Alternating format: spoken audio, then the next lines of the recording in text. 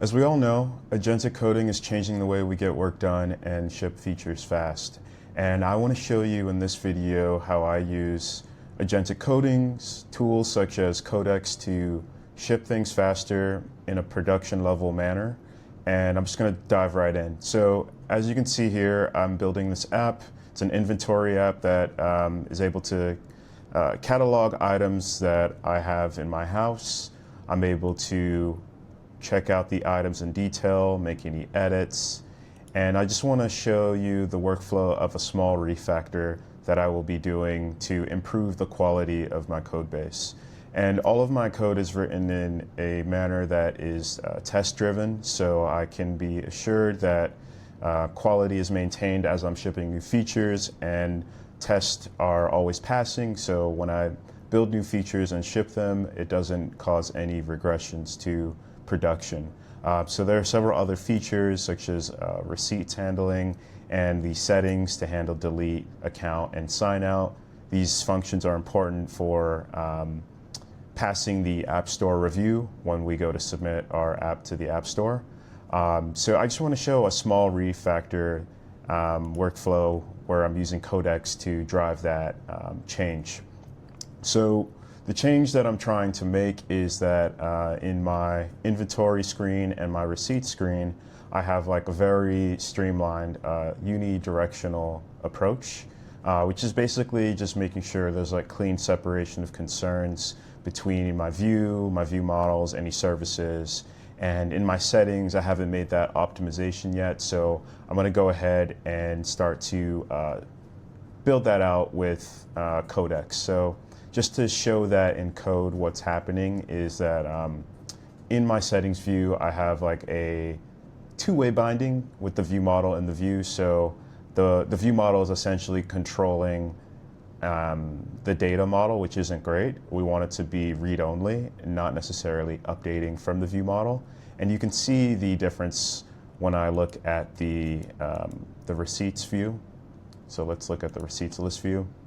As you can see, there's like there's an abstraction that happens where the view model doesn't directly update the view. It updates like the view makes an update to the view model, and the view model handles that change as opposed to directly changing the object on the view. So as you can see, my code base is architected such that all of the business logic is handled in the app core, and these are broken down by feature. So I have a settings feature, a receipts feature, and an inventory feature.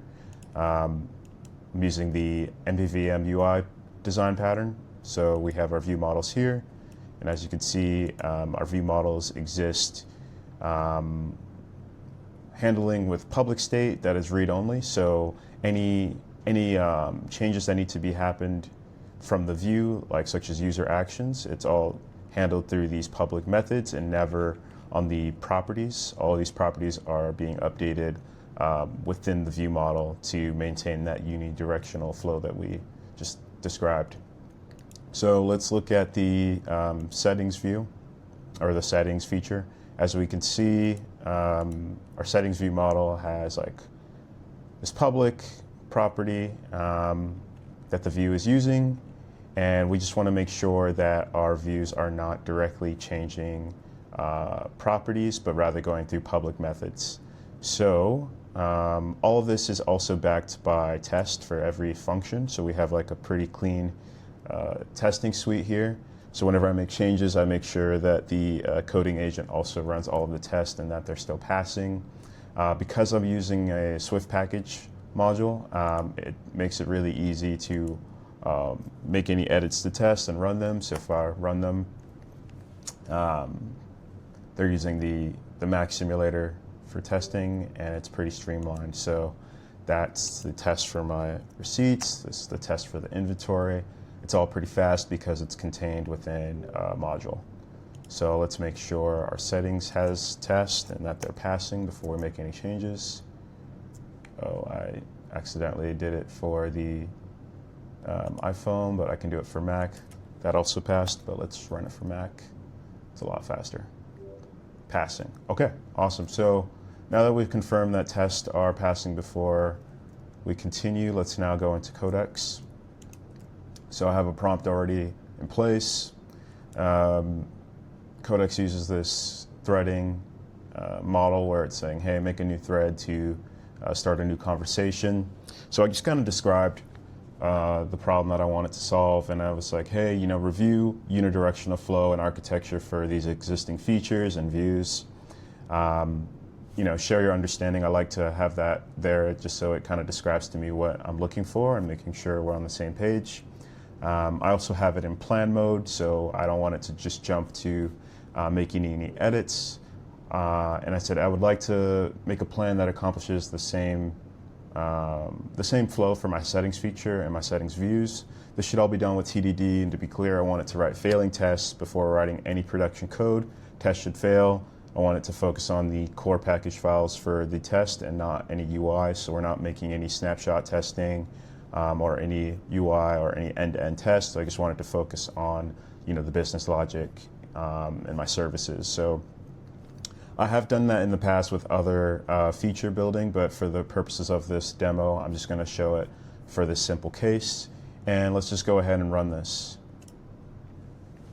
So as you can see, I haven't updated my branch yet, so I haven't created a new feature branch. We'll do that once I feel good about the plan that it creates. So it's going through, it's just reading all of the files that I asked it to review.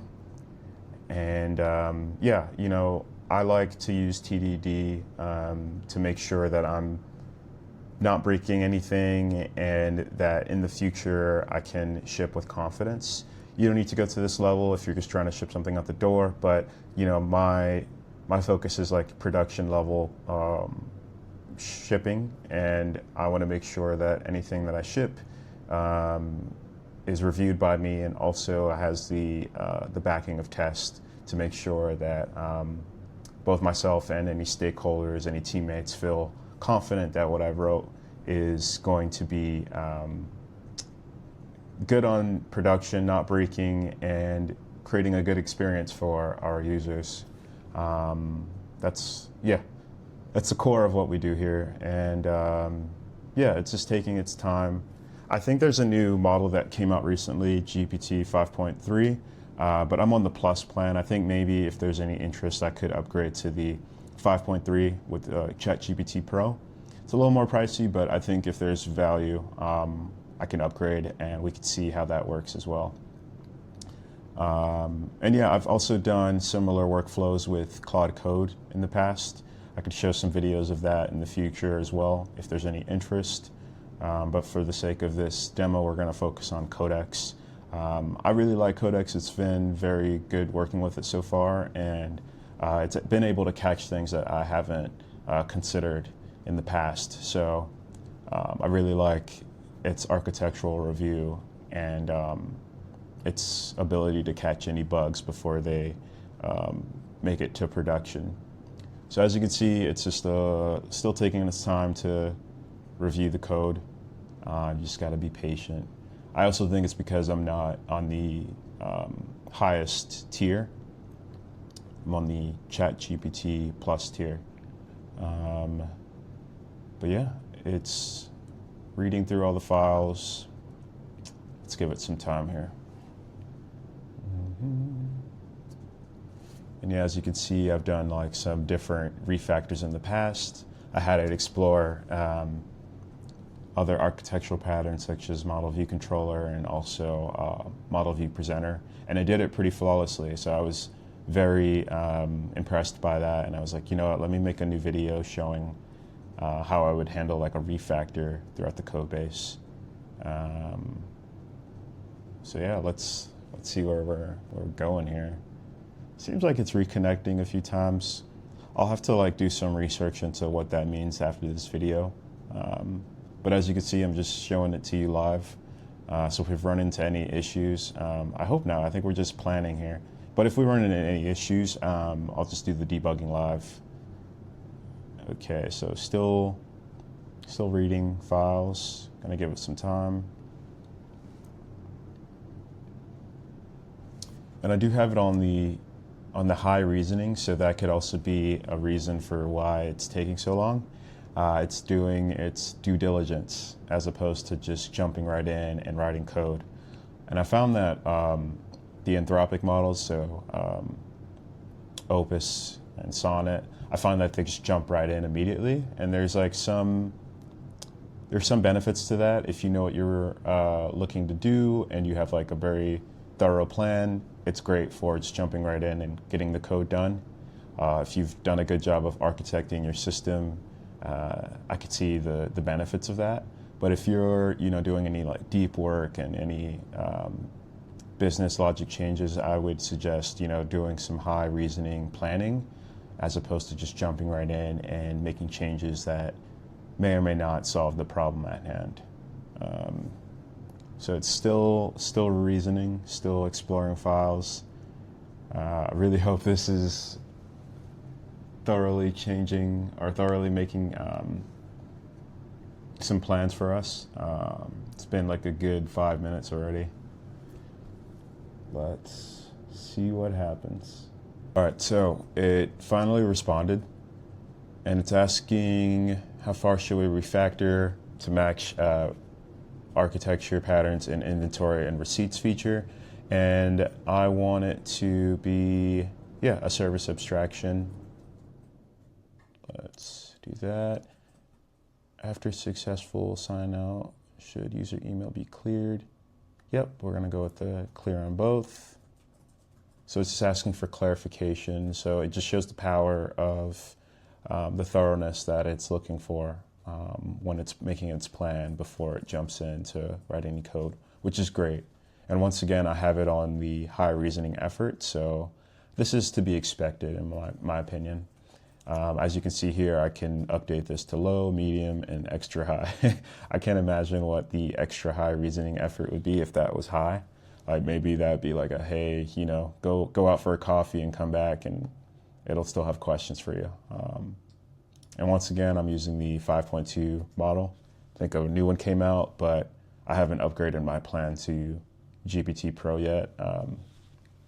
We'll see how that goes. If there's interest, I can do that. All right, so as it's doing its thinking here, I'm gonna pause the video just so you're not sitting through this with me. All right, we got some response. All right, so understanding an approach. So it's sharing with us its understanding, and then it's currently writing the plan, talks through the goals, which is great. So I'm just gonna review this plan, make sure it aligns with what I'm thinking.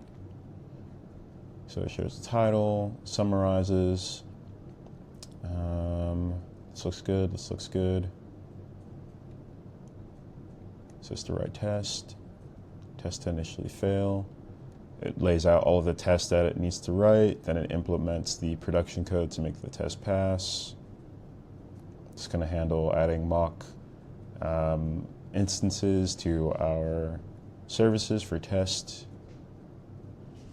Updating features, run the test, red to green, looks good.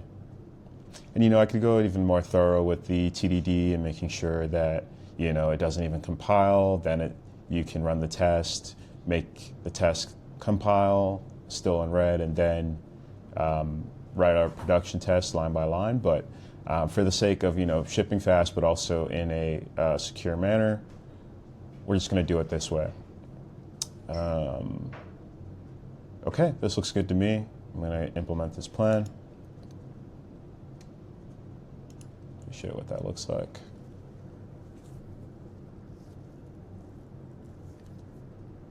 And to make sure that it's doing what it says it's going to do, I'm going to bounce between Codex and Xcode just to confirm that those changes are done correctly. And as you see here too, I need to make sure that before it commits that we're on a feature branch, so we're not making any changes on main. So I'll make sure to note that too. Make sure changes are committed on feature branch.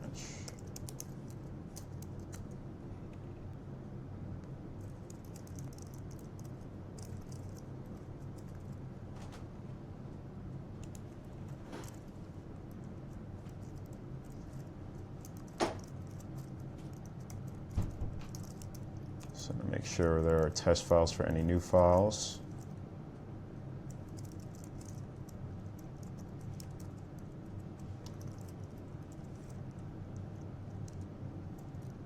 I'm surprised it didn't do TDD for that. It's kind of a mess. I'll ask about that too. Seems like it wrote the service file before the test file, which is rough, but good to know in the future. Haven't run into that before, but that's okay.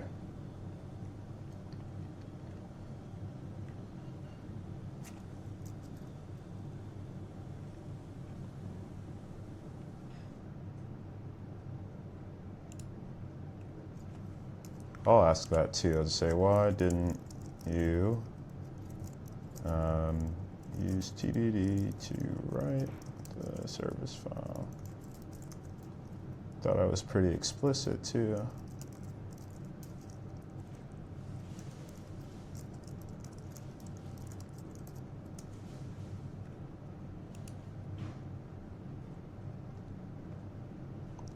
Let's see what happens.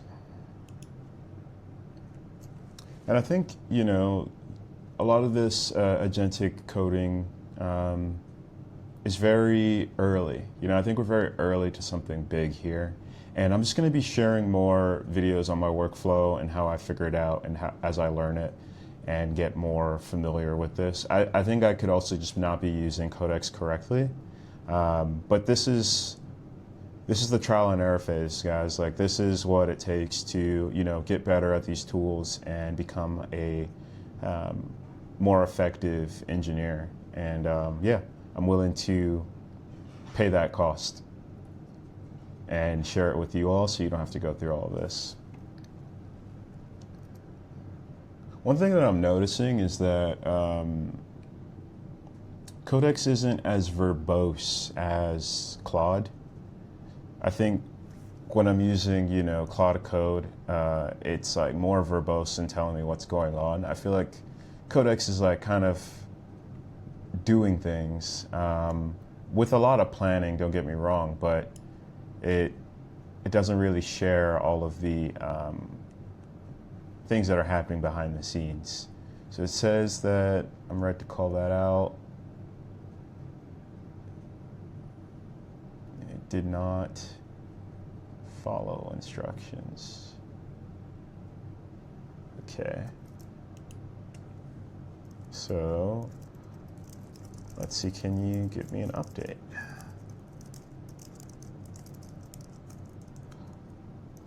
On where we are in the plan.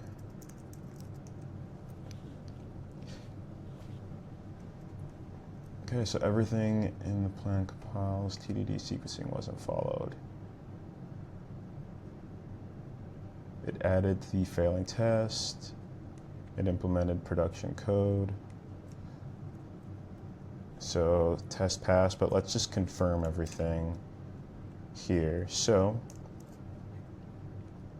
let's start at our test. Settings, services, service tests.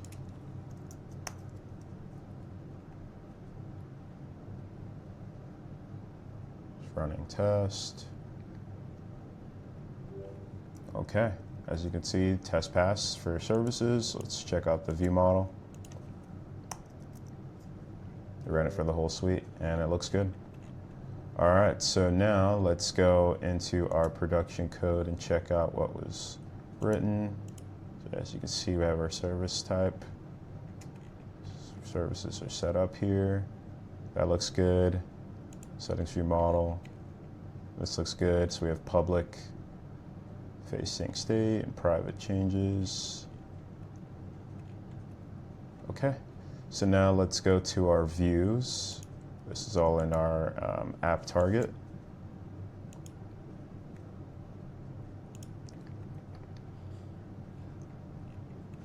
So that is done. Let me make sure that it is unidirectional.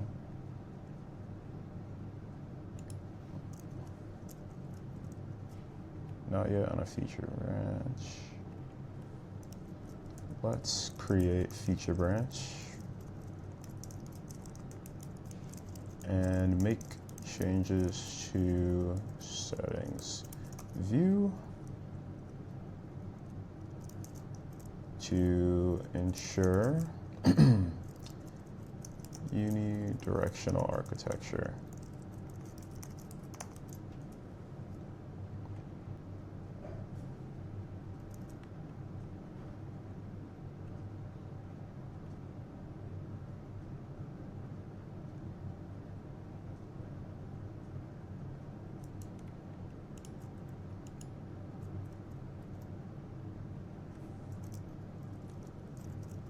Let's see what aligns with current architecture in receipts and inventory.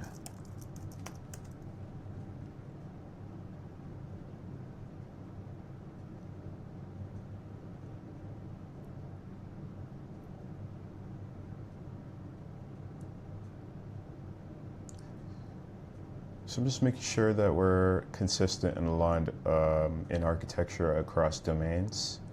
And I will be doing, a thorough code review too once these changes are pushed to our remote branch. I'm surprised it still hasn't checked out the feature branch yet. Check out the feature branch also. There we go.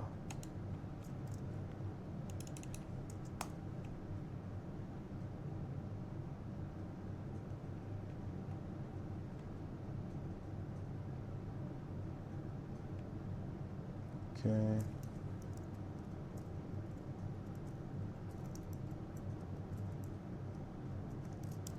That's good. Oops.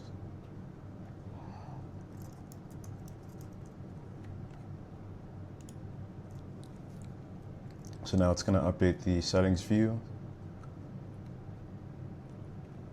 and that'll align with previous views. Okay.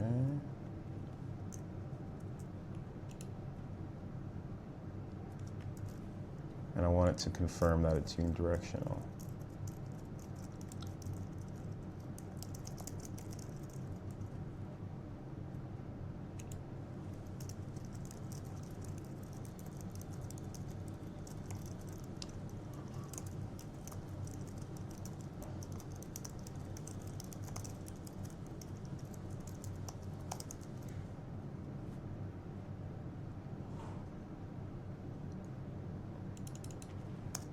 It's still giving me a lot of questions back. Okay, settings view is now unidirectional. Local UI state lives in the view. Side effects, view only calls view model intents. So user actions, navigation router no longer handles state mutation. No state derived from router. This is good. Router is now unused in the view.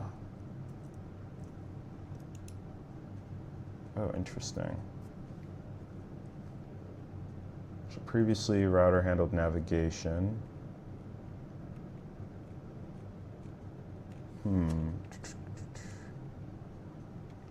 I'd say let's continue to use the router.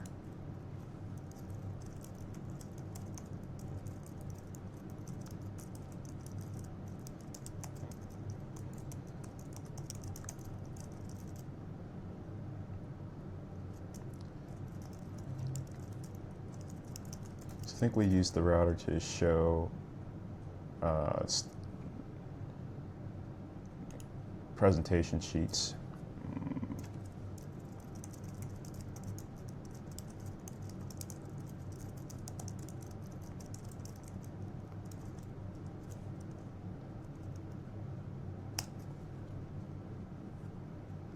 Really pushing it to its limits here.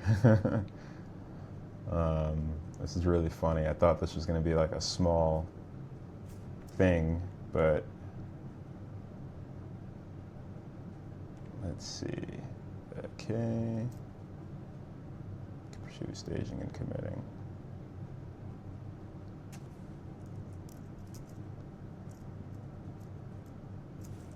So let's go back to our settings view.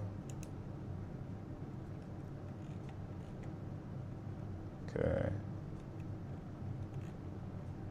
Let's make sure testo passed.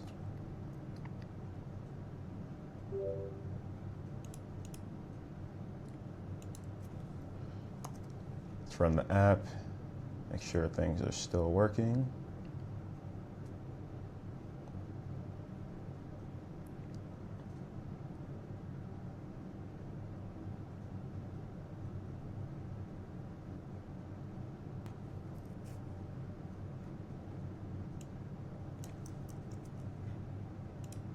Okay. Sign out still works. Looks good. Let me just sign back in.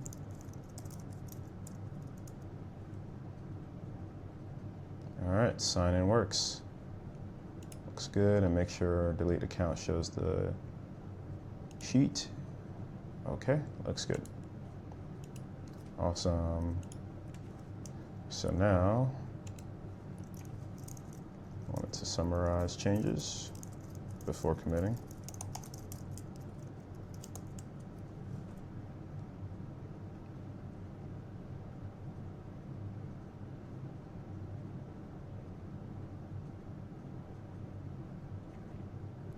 So, using TDD, Codex helped get the system in alignment architecturally with previous features that I've built. So the receipts feature and the inventory feature both use like a service object, and the settings initially just didn't have one. It was just focused on the view model, but now it also has a view model that handles all of the user actions on the screen. And yeah, it was able to write test for that new object.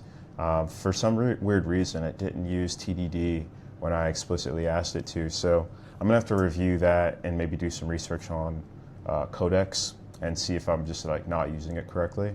In the past, I've only used Claude Code or just like manually written the code myself, but that's what these explorations are for, you know, to just understand like where it's at, where it's heading. And yeah, this looks good. So I'm gonna show you the PR workflow. So let's commit changes and push to remote with a PR using pull request template. So I have like a pull request template that I use for all of my PRs.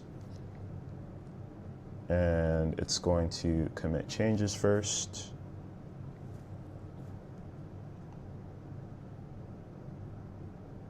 And yeah, you know, I think I'm not convinced yet to upgrade to GPT Pro for Codex 5.3. I still want to like play around with this more. I feel like there's still some room for improvement on my end on how I'm using it. But if there's enough interest, I can upgrade and show the changes with that. Maybe in the next video, I'll share my Claude Code workflow.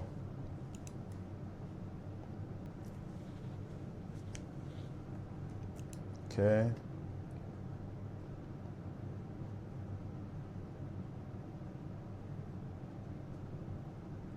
So here's the PR that it wrote. So it shared the overview, key changes. This is all my template. UI didn't change, so no screenshots needed. And now let's go in and review all of the files that it changed. So as we know, it added a new service file, and it's following the same handler-based pattern that I have throughout the app. We have a service test file for that. Okay, view model changes. Look good.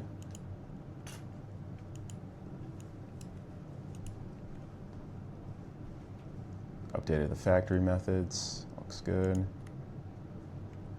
benchmark test, good, and it updated the view model test. So this all looks good to me. I feel confident in this. Gonna squash and merge. And that's that. So as you saw in this video, there's a little bit of trial and error with some of these new tools, and I just like playing with them and exploring them. But overall, I feel like it did save me some time in this refactor. I think I could have been a little faster had I known that there were some gotchas here and there with Codex. Like maybe I didn't need to use such a high reasoning effort for this refactor, but I think this is part of the trial and error process with these tools, and they're only getting better. So I think in a future video, I may try to check out GPT 5.3, or I'll share my Claude Code flow. But overall, I'm very happy with what was produced and what will be shipped. So yeah, I will be sharing more videos like this. If you want to get more clarity behind some of these tools and ask me any questions, I have a free school community where I just answer anything that folks may share, or you'll be able to get a sneak peek of some of these explorations with different tools that are out there and agentic coding with iOS. So there isn't a lot of content and footage out there on YouTube regarding this stuff, and I am very interested in doing that. So that's where I'm here today to share with you how I use agentic coding for my iOS projects that get shipped to the App Store. Hope you found this video valuable. All right, take care.